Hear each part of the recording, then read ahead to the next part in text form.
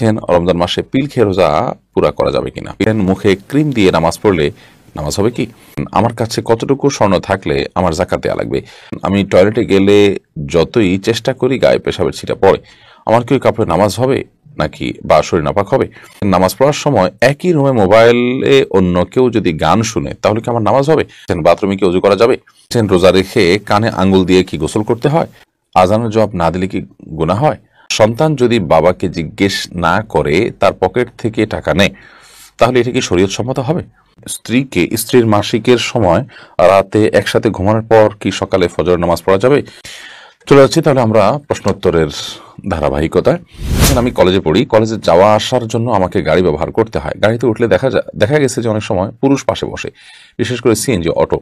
গাড়ি ব্রেক বা আঁকামাকার কারণে ওই পুরুষের সাথে আমার টাচ লাগে, যেটা আমার অনিচ্ছা ঘটে, তাহলে কি আমার গুনাহ হবে? নোমান আখানজি অ্যাডি থেকে আপনি লিখেছেন, সন্তান যদি বাবাকে জিজ্ঞেস না করে তার পকেট থেকে টাকা নেয় তাহলে এটা কি শরীয়ত সম্মত হবে? সন্তান যদি বাবাকে জিজ্ঞেস না করে তার পকেট থেকে টাকা পয়সা নেয়, সেটা দেখতে হবে যে কোন পর্যায়ের।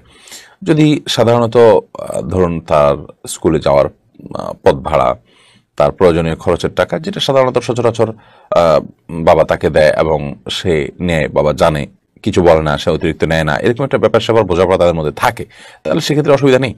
আর যদি এরকম বোঝাপড়া না থাকে তাহলে সেক্ষেত্রে এই টাকা নেওয়ার পর তিনি লুকিয়ে নিচ্ছেন, তার বাবা জানলে তার রাগ করবেন বা অনুমতি দিবেন না, এরকম হলে সেক্ষেত্রে বাবার পকেট থেকে এভাবে টাকা নেওয়া জায়েজ বা তার জন্য বৈধ হবে না। জান্নাতুল ফেরদৌস আপনি লিখেছেন, আমি কলেজে পড়ি, কলেজে যাওয়া আসার জন্য আমাকে গাড়ি ব্যবহার করতে হয়। গাড়িতে উঠলে দেখা গেছে যে অনেক সময় পুরুষ পাশে বসে, বিশেষ করে সিএনজি অটো। গাড়ি ব্রেক বা আঁকামাকার কারণে ওই পুরুষের সাথে আমার টাচ লাগে, যেটা আমার অনিচ্ছা ঘটে, তাহলে কি আমার গুনাহ হবে? এখন করণীয় কি? প্রথমত এই ধরনের পুরুষের সাথে একজন পরনারী পাশাপাশি না বসা উচিত। হাতে ব্যাগটা কোনো কিছু থাকলে সেটা মাঝখানে দিয়ে দেওয়া দরকার, তাতে আপনি বেঁচে থাকতে পারেন, এইটুকু অন্তত আপনার চেষ্টা থাকা উচিত। এবং অনিচ্ছাকৃত এরপরও যদি ব্রেকের কারণে আপনার টাচ হয়ে যায় তাহলে সেক্ষেত্রে ইনশাআল্লাহ গুনাহ হবে না, কিন্তু নিজের সর্বোচ্চ চেষ্টা থাকতে হবে যাতে করে পর্দার খেলাফ না হয় এবং তার শরীরে স্পর্শ না হয়। ইয়াহিদ আহমেদ আপনি লিখেছেন, আজানের জবাব না দিলে কি গুনাহ হয়? আজানের জবাব দুইভাবে হয়। একটা হলো আজানের জবাব হয় মৌখিকভাবে, আর হলো আজানের জবাব হয় প্রকৃতভাবে, অর্থাৎ সরাসরি শারীরিকভাবে। মৌখিকভাবে আজানের জবাব হলো মুয়াজ্জিন যা বলেছেন তার সাথে বলা, এই বলাটা মুস্তাহাব, এটি না দিলে কোনো গুনাহ হবে না। কিন্তু আজানের জবাব যেটা শারীরিকভাবে দিতে হয়, ধরুন মুয়াজ্জিন সাহেব আজান দিলেন, দেওয়ার পরে শারীরিকভাবে জবাব দেওয়া মানে হলো আপনি সে আজানের জবাব দিয়ে মসজিদে যাবেন এবং হাজির হবেন। তো সেই কাজটা যদি আপনি না করেন, মসজিদে উপস্থিত না হন, তাহলে সেক্ষেত্রে আপনি গুনাহগার হলেন পুরুষ হয়ে থাকলে। তাহলে সেক্ষেত্রে আজানের এই জবাব দেওয়াটা, অর্থাৎ শারীরিকভাবে উপস্থিত হয়ে যে জবাবটা, সেই জবাব দেওয়াটা আমাদের জন্য আবশ্যক। সেটা না করলে আমরা গুনাহগার হয়ে যাব। আদারওয়াইজ আপনার শুধু মৌখিকের জবাব যেটা, সেটা আপনি না দিলে কোনো গুনাহগার হবেন না। এরপর শারমিন শেখ আপনি লিখেছেন, রোজা রেখে কানে আঙ্গুল দিয়ে কি গোসল করতে হয় না স্বাভাবিকভাবে গোসল করতে হবে? রোজা রেখে আপনি কানে আঙ্গুল দিয়ে গোসল করার কোনো দরকার নেই, স্বাভাবিক গোসল করবেন। বরং ফরজ গোসল যদি হয় তাহলে সেক্ষেত্রে আপনার কানের ভিতরে ভিজা হাত দিয়ে আপনি যথাসম্ভব চেষ্টা করবেন প্যাচগুলোতে যাতে পানি পৌঁছে সেটির। অতএব কানে হাত দেওয়ার কোনো প্রয়োজন নেই। ইভেন কেউ যদি গোসল করতে গিয়ে তার কান দিয়ে পানি ঢুকে যায়, তিনি চেষ্টা করবেন সেটাকে বের করে ফেলার, বাস যথেষ্ট। এর জন্য তার আঙ্গুল দিয়ে বা কান বন্ধ করে তাকে গোসল করার কোনো প্রয়োজন নেই। এম সাইফুল ইসলাম সুলতান আপনি লিখেছেন, বাথরুমে কি ওযু করা যাবে? বাথরুমে ওযু করা যাবে, তবে সেখানে বিসমিল্লাহ মুখে উচ্চারণ করবেন না, মনে মনে বলবেন। আর যদি বাথরুমের বাইরে, টয়লেটের বাইরে যদি আপনার ওযু করার ব্যবস্থা থাকে, সেটা সবচেয়ে উত্তম এবং ভালো। সকাল সন্ধ্যা এআডি থেকে আপনি লিখেছেন, নামাজ পড়ার সময় একই রুমে মোবাইলে অন্য কেউ যদি গান শুনে তাহলে কি আমার নামাজ হবে? আপনার নামাজ তো হয়ে যাবে মানে আক্ষরিকভাবে, কিন্তু আপনার নামাজের মনোযোগ নষ্ট হয়ে যাবে। সেই জন্য নামাজের মনোযোগ নষ্ট হতে পারে এমন কোনো জায়গায় আসলে নামাজ পড়া উচিত নয়, জায়েজ নয়। এবং যিনি এই কাজটি করছেন তার জন্য এটি জায়েজ হবে না যে তিনি একজন নামাজি ব্যক্তির নামাজে ডিস্টার্ব করছেন, তার নামাজের ভিতরে মনোযোগ নষ্ট হতে পারে এমন কোনো কাজ করছেন, সেটি করা তার একেবারেই অনুচিত কাজ। মাহনাজ আখতার আপনি লিখেছেন, মাসিক অবস্থায় মেয়েরা কি আজানের জবাব দিতে পারবে? পারবে। মাসিক অবস্থায় আজানের জবাব দেওয়াতে কোনো অসুবিধা নাই। দুরুদ, জিকির, দোয়া এগুলো সবগুলোই আপনি মাসিক অবস্থায় করতে পারবেন। দিনী বই পুস্তক পড়া ইত্যাদি আপনি করতে পারবেন। ফেরদৌস আহমেদ প্রধান আপনি লিখেছেন, স্ত্রীর মাসিকের সময় রাতে একসাথে ঘুমানোর পর কি সকালে ফজর নামাজ পড়া যাবে? কারণ সাথে থাকতে গেলে স্ত্রীর সাথে বডির টাচ লাগবেই। স্ত্রীর সাথে বডির টাচ লাগলে কোনো অসুবিধা নেই। মাসিক অবস্থায় আপনার স্ত্রীর সাথে আপনার বডির টাচ লাগলে যে আপনি নাপাক হয়ে যাবেন এবং আপনার গোসল ফরজ হবে, ব্যাপারটা কিন্তু সেরকম নয়। অতএব সেটি ভিন্ন বিষয় যে আপনি যথাসম্ভব নিজেকে আপনার যদি নাপাক লাগার সম্ভাবনা থাকে তাহলে সেক্ষেত্রে সেখান থেকে আরো বেঁচে থাকবেন, বাট একসাথে সাথে কোনো অসুবিধা নেই।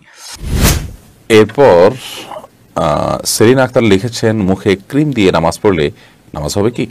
মুখে ক্রিম দিয়ে নামাজ পড়লে নামাজ হয়ে যাবে, কোনো অসুবিধা নেই। ক্রিম, লোশন বা কোনো প্রকার ওয়েল ইত্যাদি পাক পবিত্র যদি হয় তাহলে সেক্ষেত্রে এটা ব্যবহার করলে নামাজের কোনো ক্ষতি হবে না ইনশাআল্লাহ তাআলা।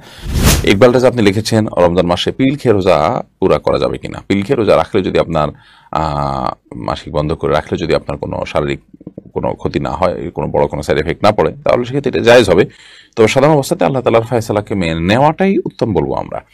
কোনো কারণে যদি মনে হয় যে এই রোজাগুলো আমি পরে আবার রাখতে পারি কি না পারি, বা আমি এই সময় ইবাদতবন্দেগীটা মিস করবো, এই কারণে আমি চাচ্ছি না মিস করতে, তাহলে আপনি পিল খেয়ে রোজা রাখতে পারেন যদি এর কারণে আপনার শারীরিক কোনো সাইড এফেক্ট না হয়।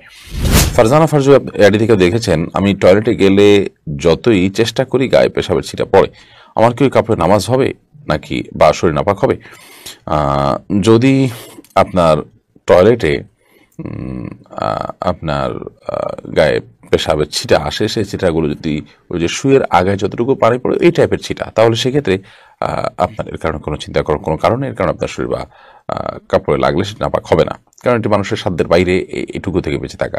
তবে আপনি যদি দাঁড়িয়ে পেশাব করেন তাহলে সেক্ষেত্রে এই ধরনের ছিটা পড়ার সম্ভাবনা বেশি থাকবে। বসে পেশাব করলে এটার সম্ভাবনা কম থাকবে। সতর্ক থাকবেন সর্বোচ্চ, কারণ কবর আযাবের অন্যতম কারণ হলো পেশাব থেকে পবিত্র ভালো করে না হওয়া। আল্লাহ আমাদেরকে মাফ করুন। আর যদি আপনি শত চেষ্টা করার পরও পারেন না, লেগে যায় 2-1 ফোঁটা, তাতে কোনো অসুবিধা নেই ইনশাআল্লাহ বিসমিল্লাহ। রহিমা হিম আপনি লিখেছেন, আমার কাছে কতটুকু স্বর্ণ থাকলে আমার যাকাত দেওয়া লাগবে? আপনার কাছে যাকাত আবশ্যক হওয়ার জন্য যাকাতের যে নেশাব আছে সে নেশাব পরিমাণ স্বর্ণ থাকলে আপনার উপর যাকাত আবশ্যক হবে, যাকাত বর্তাবে।